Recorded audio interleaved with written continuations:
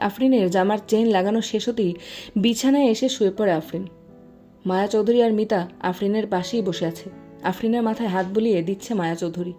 ঘুমানোর একটু চেষ্টা করো আফরিন। ঘুম তো আমার সেদিনই শেষ, যেদিন আর বাড়িতে ঢুকতে পারিনি মা। এক দৃষ্টিতে সিলিংয়ের দিকে তাকিয়ে বলে আফরিন। দু চোখ গড়িয়ে পানি পড়তে শুরু করেছে আফরিনের। মিতা আর মায়া চৌধুরী চোখ দিয়েও পানি পড়তে শুরু করেছে। আফরান কোথায় মা? মায়া চৌধুরীর দিকে তাকিয়ে প্রশ্ন করে আফরিন। আফরিনের কথা শুনেই মায়া চৌধুরী তাকিয়ে থাকে মিতার দিকে। মিতাও তাকিয়ে আছে মায়া চৌধুরীর দিকে। আছে এখানেই। মাথা নিচু করে জবাব দেয় মায়া চৌধুরী। মায়া, চলো খাবার খাবে। রুমে প্রবেশ করে বলে আনিকা চৌধুরী। আনিকা চৌধুরী পিছন পিছন অরিয়নও রুমে প্রবেশ করে। দরজার একপাশে দাঁড়িয়ে থাকে অরিয়ন। আনিকা চৌধুরীর কথা শুনে সেদিকে তাকাতেই আফরিনের চোখ যায় অরিয়নের দিকে। মুহূর্তেই আফরিনের চোখে আনন্দ ফুটে ওঠে। মিতা আফরিনের দিকে তাকিয়ে সবটাই লক্ষ্য করছে। দরজার পাশে দাঁড়িয়ে থাকা অরিয়ন আফরিনের দিকে তাকিয়ে আছে মন খারাপ করে। কয়েক ঘন্টা আগেও হাসি খুশি থাকা মিতার সেই রিয়ন কোথায় চলে গেল মিতা জানে না।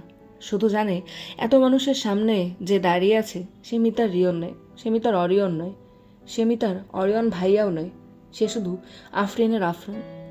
আমি খাবো না আপা, আপনারা খেয়ে নেন। মায়া চৌধুরীর কথা শুনে সকলের ঘোর কাটে। আফরিন নিজের চোখ সরিয়ে নেয়। অরিয়ন নিচের দিকে তাকিয়ে থাকে।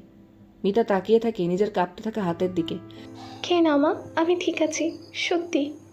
মায়া চৌধুরীর হাত ধরে বলে আফরিন। কিন্তু কোনো কিন্তু না মা, খেয়ে নাও তুমি। বলে মিতা। হ্যাঁ মায়া, খেয়ে এখানেই আফরিনের সাথে শুয়ে থেকো তুমি। বলে আনিকা চৌধুরী। আমি এইখানে শুলে অরিয়ন আবরারের রুমে শোবে, আর ও গেস্ট রুমে। মায়া চৌধুরীর কথা শেষ হওয়ার আগেই বলে আনিকা চৌধুরী। হ্যাঁ মা, আন্টি ঠিক বলছে, তুমি এখানে ঘুমাও। বলে মিতা। এখন তো সব ঠিক, এখন চলো খেতে। মায়া চৌধুরীকে বলে আনিকা চৌধুরী। আনিকা চৌধুরী আর মায়া চৌধুরী রুম থেকে বের হয়ে যায়। বিছানায় শুয়ে থাকা আফরিন একটু পরপর আর চোখে অরিয়নকে দেখছে। রুমের মধ্যে যেন হঠাৎ করেই পিনপতন নীরবতায় ছেয়ে গেছে। আমি গিয়ে রুম গুছিয়ে নিচ্ছি। মিতার কথা শুনতেই চোখ তুলে তাকিয়ে থাকে অরিয়ন। মিতা অরিয়নের দিকে তাকালো না। হেঁটে দরজার পাশে অরিয়নের সামনাসামনি দাঁড়ায় মিতা। মিতা? ডাক দেয় আফরিন। জি আপু। আফরিনের দিকে তাকিয়ে জবাব দেয় মিতা। দরজা আটকে যাস। বলে আফরিন। মিতা কিছু না বলে অরিয়নের দিকে তাকায়।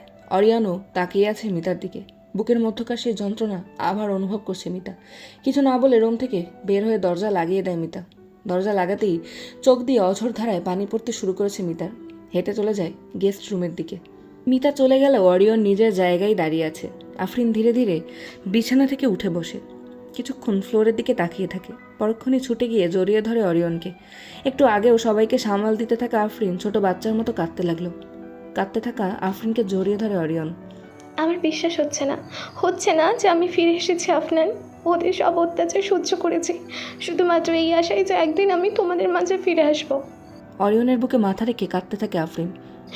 আমি আমি ভেবেছিলাম তোমার আর দেখা পাবো না হয়তো। আমি ভেবেছিলাম আমার আফনানকে আমি হারিয়ে ফেলেছি। অরিয়নের বুক থেকে মাথা তুলে অরিয়নের দিকে তাকিয়ে বলে আফরিন। তোমাকে অনেক কষ্ট দিয়েছি তাই না? আমি নিজেও যে তোমাকে ছাড়া ভালো ছিলাম না। আলতো এক হাসি দেওয়ার চেষ্টা করে বলে আফরিন। অরিয়ন এক নজরে তাকিয়ে আছে আফরিনের দিকে। মন চাচ্ছে সব কিছু তছনছ করে দিতে। আফরিনকে এভাবে কোনোদিন দেখবে তা ভাবতেও পারছে না অরিয়ন। হয়তো তোমার সাথে প্র্যাঙ্ক করতে চেয়েছিলাম বলেই তার শাস্তি পেয়েছি।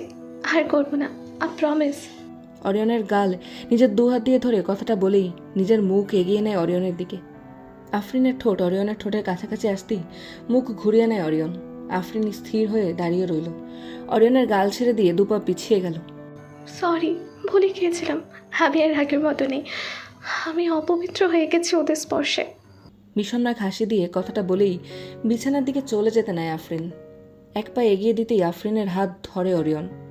ঘুরে অরিয়নের দিকে তাকায় আফরিন। তুমি ভালোই জানো এসবে আমার কিছু যায় আসে না আফরিন। নিচের দিকে তাকিয়ে বলে অরিয়ন। তাহলে? প্রশ্ন করে আফরিন। আমি বিয়ে করে নিয়েছি। কথাটা বলে একটু থামে অরিয়ন। পরীকে। মাথা তুলে আফরিনের দিকে তাকায় অরিয়ন। অরিয়নের কথা শুনে মুখটা ক্ষণিকের জন্য শুকিয়ে গেল আফরিনের। পরক্ষণে হাসতে শুরু করে। অরিয়ন অবিশ্বাসের দৃষ্টিতে আফরিনের দিকে তাকিয়ে রইল। হঠাৎ করে হাসিটা যে আনন্দের হাসি না তা ভালোই জানে অরিয়ন। তুমি আমার সাথে দুষ্টুমি করছো তাই না? অরিয়নের দিকে এগিয়ে গিয়ে বলে আফরিন।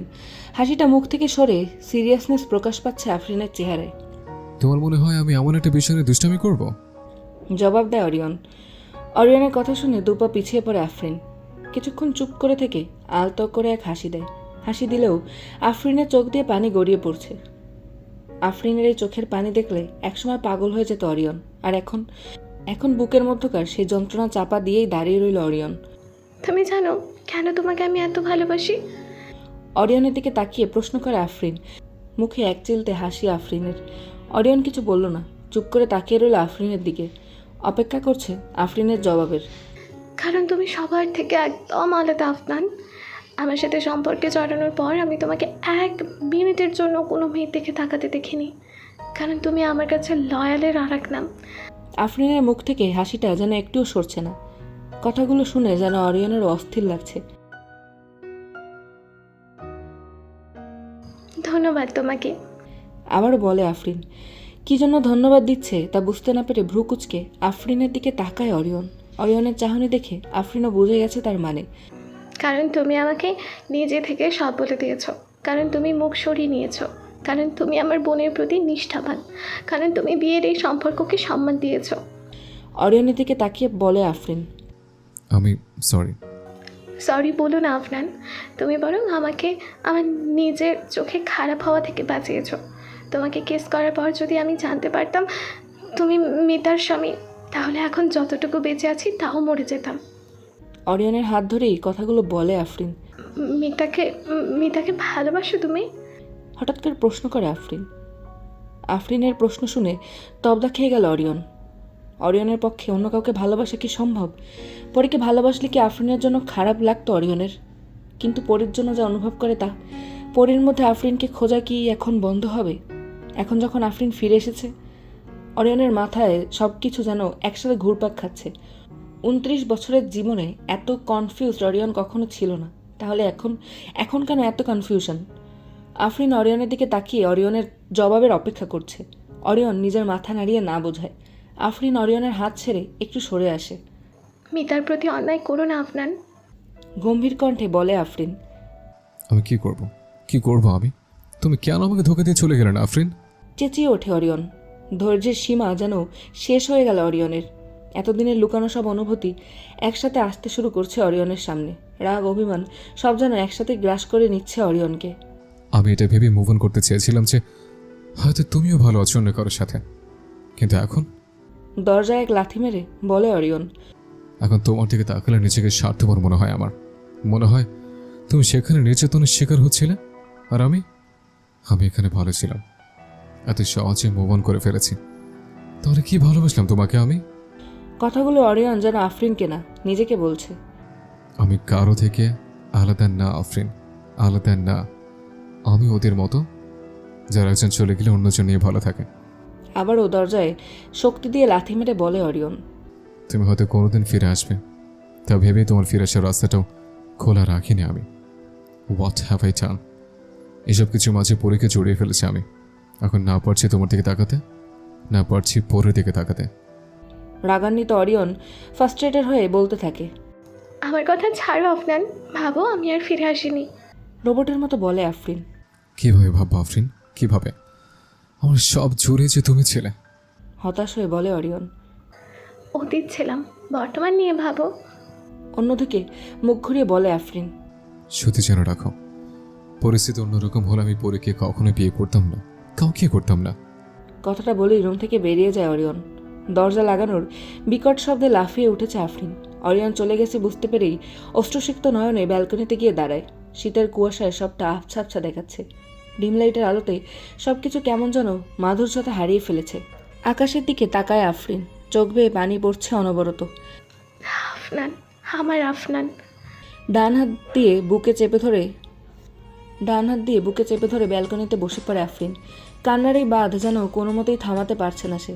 ভালোবাসার মানুষকে হারিয়ে ফেলার যন্ত্রণা এত বেশি হবে তা যদি জানতাম, তাহলে সেই প্র্যাঙ্ক করার কথা আমি কখনো কল্পনাও করতাম না। মনে মনে ভাবে আফরিন। বিছানায় শুয়ে আছে অরিয়ন, কপালের উপর এক হাত দেওয়া, চোখ বন্ধ করে রেখেছে। শুয়ে থাকা অরিয়নের চোখের সামনে আফরিনের কান্না করা চেহারা ভাসছে। কানে বাজতে থাকে সেই ভয়ানক কথাগুলো। যা কখনো শুনবে বলেও কল্পনা করেনি অরিয়ন। আফরিনের সেই চোখ, যা দিয়ে প্রতি সেকেন্ডে পানি আপন মনে পড়েই যাচ্ছে, তা ভাবতেই যেন নিজেকে দোষারোপ করতে লাগলো অরিয়নের মন। চোখ বন্ধ করা অরিয়নের চোখের সামনে ভাসা আফরিনের ছবি যেন আবছা আবছা হতে হতে অন্য কারো ছবিতে পরিণত হতে লাগলো। চোখ মিটমিট করে সব কিছু পরিষ্কার করে দেখার চেষ্টা করতেই লক্ষ্য করে সামনেই তাকিয়ে আছে পরী।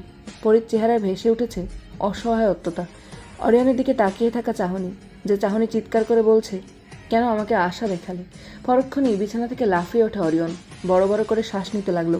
বুকের মধ্যে কেমন যেন এক ব্যথা অনুভব করছে অরিয়ন। অস্থিরতা বেড়েই চলছে। পরীর চাহনি কেন হঠাৎ এরকম উথাল পাথাল করে দিল অরিয়নের মন, তা বোঝার আগেই তাড়াতাড়ি করে রুম থেকে বের হয়ে যায় অরিয়ন। কোনো কিছু বোঝার আগেই অরিয়নের পা যেন অরিয়নকে গেস্ট রুমের দরজার সামনে নিয়ে এসেছে। চুপ করে দাঁড়িয়ে রইল অরিয়ন। ভিতরে যাবে কিনা তার জন্য দ্বিধাবোধ করছে, কিন্তু বুকের এই যন্ত্রণা, তা এই অস্থিরতা, তার কি হবে? কিছু না ভেবেই দরজার লক ধরে মোচড় দেয় অরিয়ন। দরজা লক করা ভেতর থেকে। দরজা লক করা দেখে বড় করে শ্বাস ফেলে অরিয়ন। বিছানায় শুয়ে আছে মিতা, গভীর চিন্তায় মগ্ন। নিজের চোখের সামনে ভাসছে আফরিনের কথাগুলো, গায়ের দাগগুলো, অরিয়নকে জড়িয়ে ধরা, অরিয়নের দিকে তাকাতেই মুখে হাসি ফুটে ওঠা, অরিয়নের আফরিনের দিকে তাকিয়ে থাকা। রুমে আসার পর থেকে 1 মিনিটের জন্য শান্তি পাচ্ছে না মিতা। আর কেউ বিশ্বাস না করলেও মিতার মন জানতো আফরিন পালিয়ে যায়নি। তারপর কিভাবে অরিয়নকে ভালোবেসে ফেললো মিতা? নাকি ভালোবাসাটা আগে থেকেই ছিল, যা বুঝতে পারেনি সে? কেন সবসময় আফরিনের সব কিছুতেই ভাগ বসাতে হয় মিতার? মিতার ইচ্ছে করছে মরে যেতে, আর না হয় নিজের চুল টেনে নিজের হাতে ছিঁড়তে। নিজের চিন্তায় মগ্ন মিতার ঘোর কাটে দরজার লক মোচড়ানোর আওয়াজ শুনে। কে? প্রশ্ন করে মিতা। দরজার এপাশে দাঁড়িয়ে থাকা অরিয়ন মিতার কণ্ঠ শুনতেই স্থির হয়ে দাঁড়িয়ে থাকে। স্বস্তির এক নিঃশ্বাস ছাড়ে বড় করে। কারো কণ্ঠ শুনেও যে স্বস্তি পাওয়া যায়, তা যেন কোনোদিনও ভাবেনি অরিয়ন। কে? আবারও জিজ্ঞেস করে মিতা। অরিয়ন চুপ করে রইল। কি বলবে বুঝতে পারছে না। এখন দ্বিধায় জড়ালো অরিয়ন, তা মাথায় ঢুকছে না। লক মোচড়ানোর শব্দ স্পষ্ট শুনতে পেয়েছে মিতা। বারবার কে জিজ্ঞেস করার পরেও কোনো জবাব না পেয়ে দরজা খুলতে যায় মিতা। দরজা খুলতেই অবাক হয়। এই গভীর রাতে দরজার সামনে কেউ নেই। রুম থেকে বের হয়ে আশেপাশে একটু দেখার চেষ্টা করে কেউ আছে কিনা, কিন্তু কাউকেই চোখে পড়ে না মিতার। অতঃপর দরজা লাগিয়ে দেয় মিতা। মিতার হাঁটার শব্দ পেতেই তড়িঘড়ি করে নিজের রুমের দিকে হাঁটা শুরু করে অরিয়ন। এত রাতে কেনই বা মিতার কাছে ছুটে এসেছে তা জানে না, শুধু জানে যা হচ্ছে তা ঠিক না, মিতার জন্য ঠিক না। নাস্তার টেবিলে বসে সবাই অপেক্ষা করছে অরিয়ন ও আফরিনের জন্য। মিতা, মায়া চৌধুরী ও ওয়াহিদ চৌধুরী বসে আছে। সবসময় অরিয়নের পাশে আফরিনই বসে এসেছে, তাই এবার মিতা নিজেই আর অরিয়নের পাশের চেয়ারে বসেনি। আমার মনে হয় অরিয়ন আর মিতার বিয়ের খবরটা আরফিনকে জানানো উচিত। সবার উদ্দেশ্যে বলে হাবিব চৌধুরী। আমারও তাই। কি বলছো তুমি? আফরিন জানতে পারলে কি হবে জানো? ওয়াহিদ চৌধুরীর কথা মাঝখান থেকে কেটেই উত্তর দেয় আনিকা চৌধুরী। কি হবে মানে? প্রশ্ন করে হাবিব চৌধুরী। আফরিন যেভাবে উত্তেজিত হলে জ্ঞান হারিয়ে ফেলছে, অরিয়নের বিষয়টা জানলে কি হবে একবার ভেবেছো? মেয়েটার উপর দিয়ে কী সব গেছে। শেষমেশ যদি জানতে পারে অরিয়ন ওর নেই, তাহলে? সবার দিকে তাকিয়ে বলে আনিকা চৌধুরী। কিন্তু না মা, আন্টি যা বলছে ঠিক বলেছে। আমারও মনে হয় আফরিন আপু এসব শোনার জন্য এখনো প্রস্তুত না। আর আমার কথা ভেবো না, আমি ঠিক আছি। সকলের উদ্দেশ্যে বলে মিতা। মিতার কথায় কেউ কোনো জড়তা বা মন খারাপের মতো কিছু অনুভব করলো না, তাই সবাই একমত হয় আপাতত আফরিনকে কিছু জানানো হবে না। কিছুদিন গেলেই সবটা খুলে বলা হবে, ওরা এসেছে। বলে ওয়াহিদ চৌধুরী। মিতা সিঁড়ির দিকে তাকাতেই লক্ষ্য করে আফরিন আর অরিয়ন একসাথে কথা বলতে বলতে সিঁড়ি দিয়ে নামছে। আফরিন আর অরিয়ন দুজনের মুখেই জেনুইন হাসি। অরিয়নের মুখে এরকম হাসি মিতা শেষবার দেখেছিল বিয়ের দিন সকালে। এরপর সব কিছু যেন ঝড়ের বেগে এসে লণ্ডভণ্ড হয়ে গেল। মিতা নিজের জায়গায় খিঁচ মেরেই বসে রয়েছে। সকলের দিকে তাকিয়ে একটু আলতো হাসি ফুটায় নিজের চোখে মুখে। সকলেই তাকিয়ে আছে আফরিন আর অরিয়নের দিকে। সবার মুখেও হাসি ফুটে উঠেছে। আজ যখন আফরিন আর অরিয়নকে একসাথে আবারও অনেকদিন পর দেখছে মিতা, তখন বুঝতে পারছে দুজনকে একসাথে কতই না সুন্দর আর মানানসই লাগছে। নিজেকে অরিয়নের সাথে বড্ড বেমানান লাগছে মিতার। Good morning everyone. একটা হাসি দিয়ে বলে আফরিন। সকলেই জবাব দেয়। অরিয়ন টেবিলের সামনে এসে কিছুটা অবাক হয়। মিতা আজ অরিয়নের পাশের চেয়ারে বা আশেপাশেও বসেনি, অপোজিটে বসেছে। কেনই বা বসবে? আফরিন তো চলে এসেছে। মিতা নিজের থেকে সব বুঝতে পারছে, তা তো ভালো, তাই না? তাও অরিয়নের মন কেমন যেন করছে। ইচ্ছে করছে মিতাকে টেনে হিস্ট্রি হলেও আগের জায়গায় বসাতে। কী সব আজে বাজে ভাবছে নিজেই নিজেকে বলে অরিয়ন। কি রে মিতা, ওখানে বসেছিস কেন? অরিয়ন চেয়ারে বসে গেলেও আফরিন দাঁড়িয়ে থেকে প্রশ্ন করে মিতাকে। আফরিনের প্রশ্ন শুনে সবাই কিছুটা অবাক হয়, একে অপরের দিকে চোখাচোখি করে। এখানে মানে? আমি তো এখানেই বসি। আমতা আমতা করে জবাব দেয় মিতা। আগে বসতে, কিন্তু এখন কেন বসবে? এখন ওটা আমার জায়গা, তুই তোর স্বামীর সাথে বস। কোনোরূপ দ্বিধাদ্বন্দ্ব ছাড়াই খুব অনায়াসে কথাগুলো বলে ফেলে আফরিন। আফরিনের কথা শুনে সকলের মাথায় যেন আকাশ ভেঙে পড়ল। বড় বড় চোখ করে তাকিয়ে রইল আফরিনের দিকে। অরিয়ন কোনো কথা না বলে নিজের প্লেটে খাবার তুলছে, মাঝে মধ্যে আর চোখে মিতার দিকে তাকাচ্ছে। মিতার দৃষ্টি সেদিকে নেই, মিতার পুরো মনোযোগ আফরিনের দিকে। তুই তুই কিভাবে জানলি?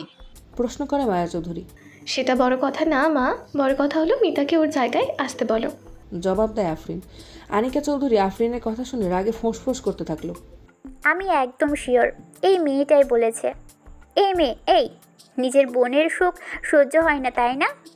আসতে না আসতেই অরিয়নকে নিয়ে টানাটানি শুরু করে দিয়েছিস। রাগে মিটার দিকে তাকিয়ে চেঁচাতে থাকে আনিকা চৌধুরী।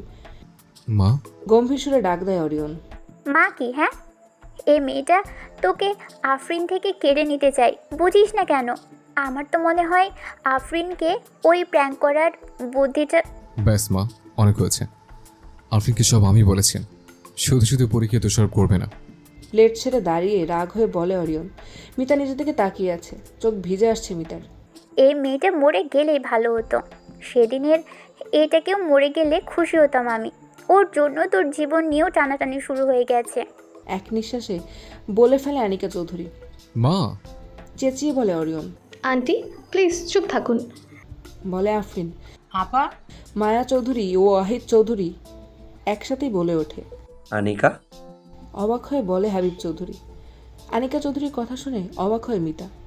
একজন মানুষের মৃত্যু কামনা করতে পারে কতটা ঘৃণা করলে তা ভালোই জানে মিতা, কিন্তু মিতার সব কিছু যেন দুটো শব্দেই আটকে গেল।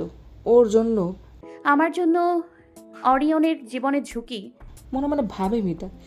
আনিকা চৌধুরীর কথাটা বলেই টেবিল ছেড়ে চলে যায়। মা আমি আর এখানে থাকবো না। বলে আফরিন। ঠিক আছে, নাস্তা শেষ করেই রওনা হব আমরা। বলে মায়া চৌধুরী। আমিও যাব তোমাদের সাথে। হুট করেই বলে ওঠে মিতা।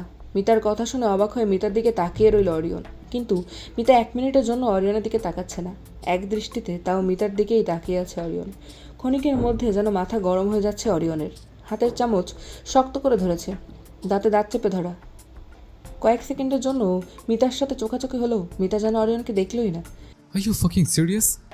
হুট করে অরিয়নের কী হলো জানে না, কথাটা বলেই প্লেট ধরে মেঝেতে ছুঁড়ে মারে। পরক্ষণে গিয়ে দাঁড়ায় মিতার সামনে। হুট করে অরিয়ন প্লেট মেঝেতে ফেলে দেওয়াতে সবাই যেন অবাক হয়ে গেল। শান্তশিষ্ট স্বভাবের অরিয়নকে এত রাখতে কোনোদিন দেখেনি কেউ। হাবিব চৌধুরী, মায়া চৌধুরী এবং ওয়াহিদ চৌধুরীও যেন পাথর হয়ে রইল নিজেদের জায়গায়। আফরিন এক দৃষ্টিতে তাকিয়ে আছে অরিয়নের দিকে। হঠাৎ মিতার কথায় কেন এত রেগে গেল তা বুঝতে পারছে না আফরিন। ছোটবেলা থেকে অরিয়নকে দেখে আসছে আফরিন, 6 বছর একদম কাছ থেকে দেখেছে, তাও অরিয়নের এরকম রূপ কোনোদিন দেখেনি আফরিন। অরিয়ন? নীরবতা ভেঙে বলে ওঠে হাবিব চৌধুরী। অরিয়নের কানে হাবিব চৌধুরীর কথা যেন ঢুকলই না। তীক্ষ্ণ দৃষ্টিতে মিতার দিকে তাকিয়েই আছে। মিতা কিছুক্ষণ আফরিনের দিকে তাকাচ্ছে, তো কিছুক্ষণ অরিয়নের দিকে। রুমে রাইট নাও। চেঁচিয়ে বলে অরিয়ন। হঠাৎ করে সামনে এসে অরিয়ন চেঁচাতেই মিতা লাফিয়ে উঠল। ক্ষণিকেই দৌড়ে চলে যায় সবার সামনে থেকে। অরিয়ন মিতার প্লেট হাতে নিয়ে তাতে খাবার নিতে থাকে। অরিয়ন? একটু রাগ হয়ে বলে হাবিব চৌধুরী। আমার কানে সমস্যা হবে না, শুনছি, কি বলবে বলো। প্লেট হাতে হাবিব চৌধুরীর সামনে এসে বলে অরিয়ন। কি ছিল এটা? ভ্রুকুচকে জিজ্ঞেস করে হাবিব চৌধুরী। তোমার জানতে হবে না। বলেই হাঁটা শুরু করে অরিয়ন। কি দেখলাম ভাইয়া? অবাক হয়ে বলে ওয়াহিদ চৌধুরী। বুঝতে পারছি না। অরিয়নের দিকে তাকিয়ে থেকে উত্তর দেয় হাবিব চৌধুরী।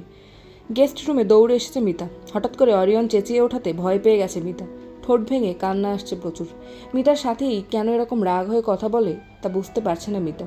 অথচ আফরিনের সাথে কত সুন্দর করে হাসছিল অরিয়ন। কারণ ও আফরিনকে ভালোবাসে। মনে মনে ভাবে মিতা। ওর জন্য এখন তোর জীবন নিয়েও টানাটানি শুরু হয়েছে। হঠাৎ করে আনিকা চৌধুরীর কথাটা মনে পড়ে যায় মিতার। আমার জন্য মানে কি বলছিল আন্টি? আমার জন্য অরিয়নের জীবনের ঝুঁকি? মনে মনে ভাবতে থাকে মিতা। মোবাইলে অ্যালার্ম বাজতেই ব্যাগ গোছাতে ব্যস্ত হয়ে পড়ে মিতা। একটু পরে কলেজে যেতে হবে। খাবারের প্লেট নিয়ে রুমে ঢুকতেই রুমে মিতাকে দেখতে পায় না অরিয়ন। Guest room. বিড়বিড় করে কথাটা বলেই নিজের রুম থেকে বেরিয়ে যায় অরিয়ন। অরিয়ন গেস্ট রুমে প্রবেশ করতেই দেখে মিতা কলেজ ড্রেস পরে আয়নার সামনে বসে নিজের চুল আঁচড়াতে ব্যস্ত। কোনো কথা না বলে রুমে ঢুকে বিছানায় খাবারের প্লেট রাখে অরিয়ন। মিতা অরিয়নকে দেখিয়ে মাথা নিচু করে রাখে। অরিয়ন কোনো কথা না বলে মিতার পেছনে গিয়ে দাঁড়ায়, নিজের হাত বাড়িয়ে দিয়ে চিরুনি নিয়ে নেয় মিতার হাত থেকে। পরক্ষণেই মিতার চুল আঁচড়াতে থাকে। মিতা আয়নায় অরিয়নের প্রতিচ্ছবির দিকে তাকিয়ে আছে। অরিয়ন কি করতে চাইছে তা বোঝার চেষ্টা করছে। অরিয়নের চেহারা থেকে রাগের চিহ্ন চলে গেছে। কেউ দেখলেও বুঝবে না একটু আগেও চেঁচামেচি করে এসেছে এই লোক। চুল বেনি করা শেষ হলে আলতো করে মিতার মাথায় চুমু খায় অরিয়ন। মিতার হাত ধরে বিছানায় বসায়। প্লেট হাতে তুলে নিয়ে খাবার মিতার মুখের কাছে ধরে। মিতা চুপ করে সব কিছু পর্যবেক্ষণ করছে। হঠাৎ করে এরকম শান্ত বা চুপ হওয়ার কারণ কি হতে পারে তা বোঝার চেষ্টা করছে। মিতা নিজের মুখ না খুলে হাত দিয়ে খাবার নিতে গেলেই অরিয়ন হাত পিছিয়ে আনে। বড় বড় চোখ করে মিতার দিকে তাকায়। মিতা ভয়ে নিজের হাত নামিয়ে ফেলে। আবারও খাবার মিতার মুখের সামনে ধরে অরিয়ন। এবার মিতা এক প্রকার হার মেনেই চুপচাপ মুখ খুলে খাবার খেতে থাকে। অরিয়ন চুপচাপ মিতার দিকে তাকিয়ে অপেক্ষা করছে মুখের খাবার শেষ হওয়ার। মুখেটা শেষ হতেই আবারও খাবার সামনে নিয়ে যায় অরিয়ন। খাবারের প্লেট বেড সাইড টেবিলে রেখে পানির গ্লাস ধরে মিতার মুখের কাছে। এবারও মিতা চুপচাপ পানি পান করে নেয়। গ্লাস টেবিলে রেখে একটু দাঁড়ায় অরিয়ন। অরিয়নের দেখা দেখি মিতা দাঁড়াতে নিলেই কাঁধে হাত রেখে বসিয়ে রাখে অরিয়ন। নিজের প্যান্টের পকেট থেকে ডেবিট কার্ড বের করে মিতার পাশে আবারও বসে অরিয়ন। মিতার হাত নিয়ে হাতের তালুতে কার্ডটা রাখে। হঠাৎ করে কার্ড কেন দিল বুঝতে না পেরে ভ্রুকুচকে অরিয়নের দিকে তাকায় মিতা। নিজের পছন্দ মতো চা কিনতে মন চায় কিনে নিস। কথাটা বলেই মিতার দুগাল ধরে নিজের কাছাকাছি এনে ঠোঁটে আলতো করে একটা চুমু খায়। ওই বাড়ি দিয়ে যাবি না তুই। মিতার থেকে সরে এসে বলে অরিয়ন। এতক্ষণে অরিয়নের মোটিভ বুঝতে পারে মিতা। এত আদর যত্ন সবকিছু নিজের কথা মানিয়ে নেওয়ার কৌশল তা বুঝতে পারছে মিতা। রাগ করে হাতের ডেবিট কার্ড বিছানায় ছুঁড়ে মারে মিতা। কার্ড গিয়ে কোথায় পড়লো তা অরিয়ন দেখেও যেন দেখলো না। নিজের চেহারা আগের মতোই শান্ত। আমি যাব, এখানে আর থাকবো না আমি, আমার ভালো চুপ, একদম চুপ। মিতার কথা শেষ হওয়ার আগেই অরিয়ন নিজের হাতের তালু দিয়ে মিতার মুখ চেপে ধরে কথাটা সম্পূর্ণ করতে বাধ্য। যাবি না মানে যাবি না। গম্ভীর কণ্ঠে বলে অরিয়ন। নিজের মাথা নাড়িয়ে না করতে থাকে মিতা। আমাকে দিয়ে এমন কিছু করিস না যেন আমাকে পরে পশ্চাতে হয়, যেন তোকে পরে পশ্চাতে হয়। মিতার মাথা ধরে নিজের বুকে চেপে ধরে বলতে থাকে অরিয়ন। তুই বলেছিস তুই আমাকে ভালোবাসিস, ভালোবাসলে সবসময় থেকে যেতে হয়, তুইও থেকে যাবি। শান্ত কণ্ঠে খুব অনায়াসে কথাগুলো বলে অরিয়ন, যেন মিতাকে জোর করে আটকে রাখছে না। অরিয়নকে এক ধাক্কা দিয়ে সরে আসে মিতা। এক দৃষ্টিতে অবাক হয়ে তাকিয়ে থাকে অরিয়নের দিকে। পাগল তুমি, সাইকোদের মতো বিহেভ করছো কেন? এই ভালো তো এই খারাপ। আমি এখানে থাকবো না, আপু চলে এসেছে, আমি আমার বাড়ি চলে যাব। এক শ্বাসে কথাগুলো বলে মিতা। অরিয়নের এসব ব্যবহার দেখে অতিষ্ঠ হয়ে উঠছে মিতা। তার থেকে বড় কথা, আফরিনের দিকে তাকালে লজ্জা লাগে মিতার। দুজন ভালোবাসার মানুষের মাঝে বাধা হয়ে থাকতে চায় না মিতা। আফরিন মিতার জন্য নিজের ভালোবাসার মানুষকে পর্যন্ত ত্যাগ করতে রাজি হয়ে গেছে, আর মিতা সবসময় শুধু নিয়েই যাবে।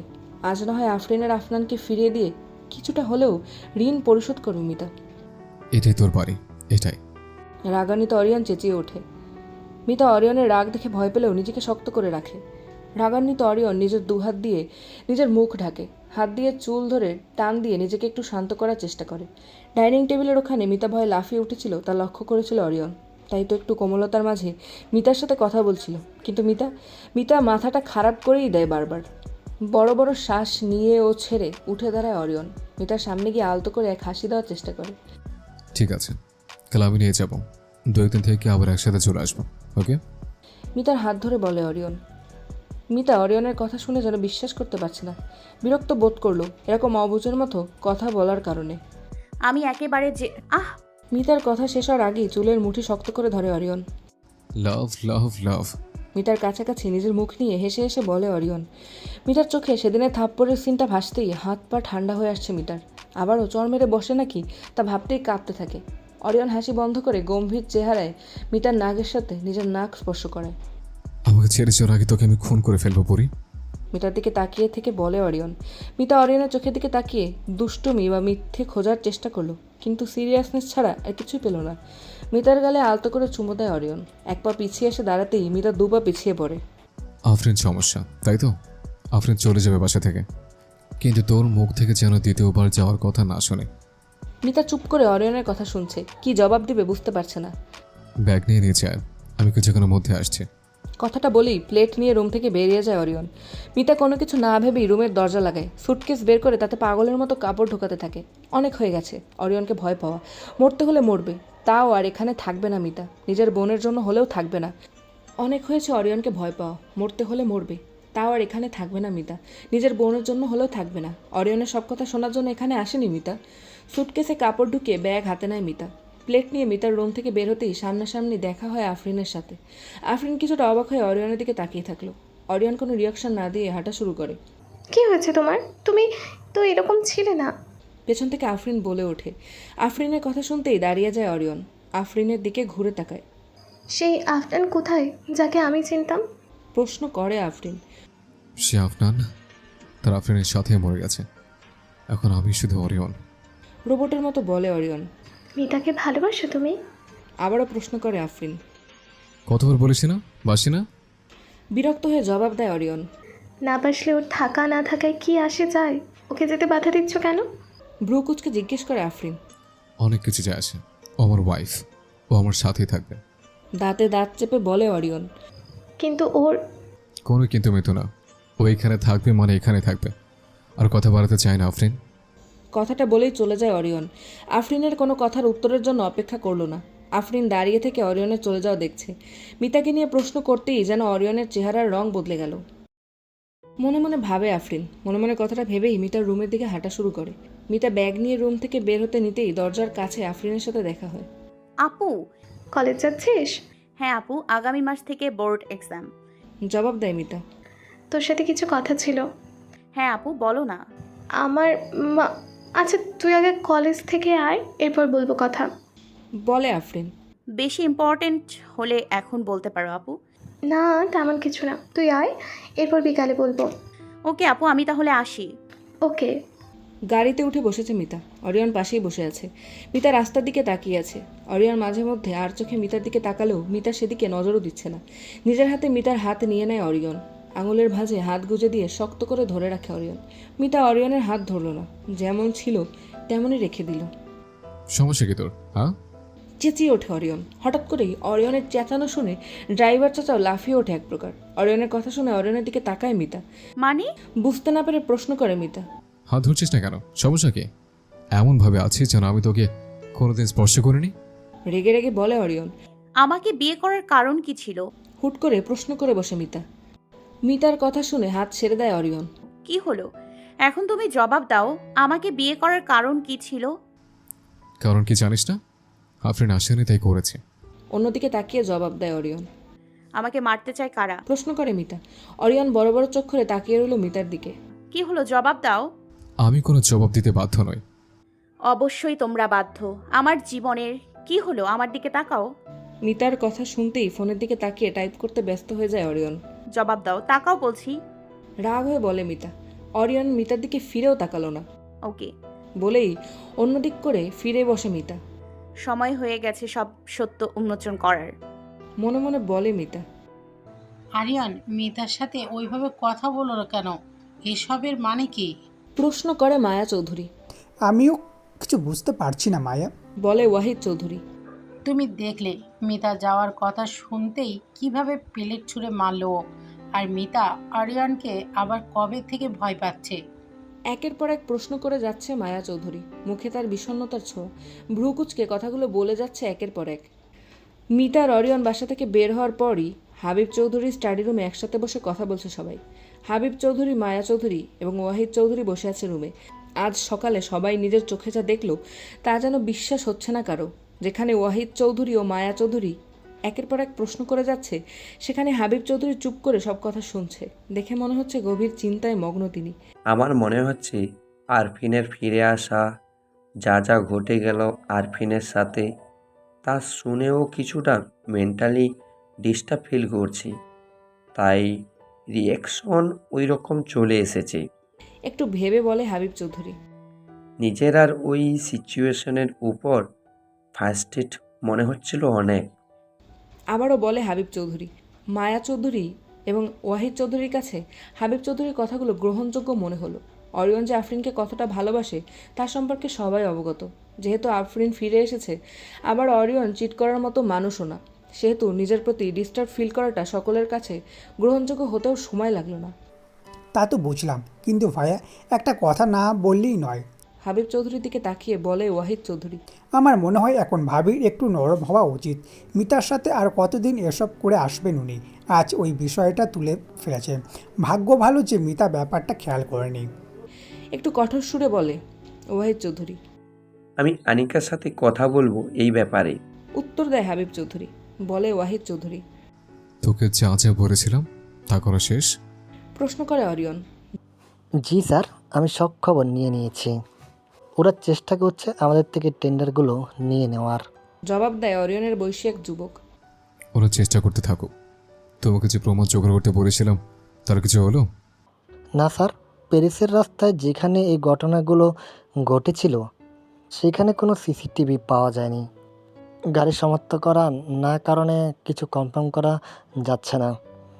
ওকে, এখন যেতে পারো। ল্যাপটপে নিজের মনোযোগ দিয়ে বলে অরিয়ন। Okay sir. সজীব।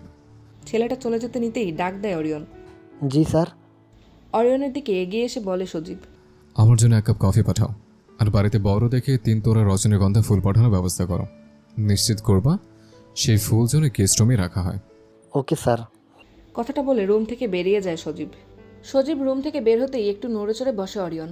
নিজের উপর প্রচণ্ড রাগ হচ্ছে। মিতার সাথে কেন এমন জানোয়ারের মতো বিহেভ করলো তা নিজেও বুঝতে পারছে না। শুধু এতটুকুই জানে, যখন মিতা অরিয়নকে ছেড়ে চলে যাওয়ার কথা বলল তখন মাথা খারাপ হয়ে গেল অরিয়নের। মন চাচ্ছিল সব কিছু শেষ করে দিতে, সাথে মিতাকেও রাখতে চেয়েছিল। তখন জোর করেই পাশে ছিল মিতা, আর এখন যখন নিজের কাছে রাখতে চাচ্ছে তখন ছেড়ে যেতে চায়। ভালোবাসা ছাড়া কি সম্পর্কে টেকে না? সব সম্পর্কে কি সবসময় ভালোবাসা থাকে? আমাকে ছেড়ে যাওয়ার আগে তোকে আমি খুন করে ফেলবো পুরি। কথাটা বারবার অরিয়নের মাথায় ঘুরছে। এসব টক্সিক কথাবার্তা অরিয়ন বলছে তা যেন নিজেরই বিশ্বাস হচ্ছে না। কিন্তু তখন যা বলেছে তা যে মিথ্যে ছিল না, অভিনয় ছিল না, তা ভালোই বুঝতে পারছে অরিয়ন। মিতার চলে যাওয়ার কথাটা শুনতেই কেন এমন পাগলের মতো বিহেভ করলো তা বুঝতে পারছে না অরিয়ন। আফরিন থাকাকালীনও এরকম ছিল না অরিয়ন। অরিয়নের মনের মধ্যে এই অজানা ভয় বাসা বেঁধেছে। কি হচ্ছে আমার সাথে? কেন তোর চলে যাওয়ার কথা আমাকে মৃত্যু যন্ত্রণা দিচ্ছে? কেন আমি একই ভুল বারবার করছে? কি বলে ক্ষমা চাইবো আমি? তুই কি ক্ষমা করবি আমাকে, তোর রিয়নকে? টেবিলের সাথে নিজের মাথা লাগিয়ে ভাবতে থাকে অরিয়ন। সেই চেনা জানা অস্থিরতা আবার অনুভব করছে। বাসায় ফিরতে ফিরতে মিতার প্রায় 4টা বেজেছে। মন খারাপ লাগছিল বলে বন্ধুদের সাথে আড্ডা দিয়েছে আজ। রুমের দরজার সামনে আসতেই রজনীগন্ধা ফুলের ঘ্রাণ প্রবেশ করে মিতার নাকে। কিছু না ভেবে দরজা খুলতেই দেখতে পায় সোফার পাশের টেবিলে বড় বড় সাইজের 3টা ফুলের তোড়া। ফুলগুলো হাতে নিয়ে আলতো করে স্পর্শ করে মিতা। ব্যাগ রেখে কিছুক্ষণ ফুলের কাছে বসে থাকে। কি করা উচিত মিতার জানে না, শুধু জানে আফরিন এসেছে। সব কিছুর যে হকদার সে চলে এসেছে। সুটকেস থেকে এক সেট জামা বের করে গোসল করতে চলে যায় মিতা। মায়া চৌধুরীকে কোথাও দেখতে না পেয়ে খুঁজতে থাকে মিতা। পুরো বাড়িতে কোথাও আফরিন আর মায়া চৌধুরীকে দেখা যাচ্ছে না। শায়লা আপু, মা আর আপুকে দেখেছো?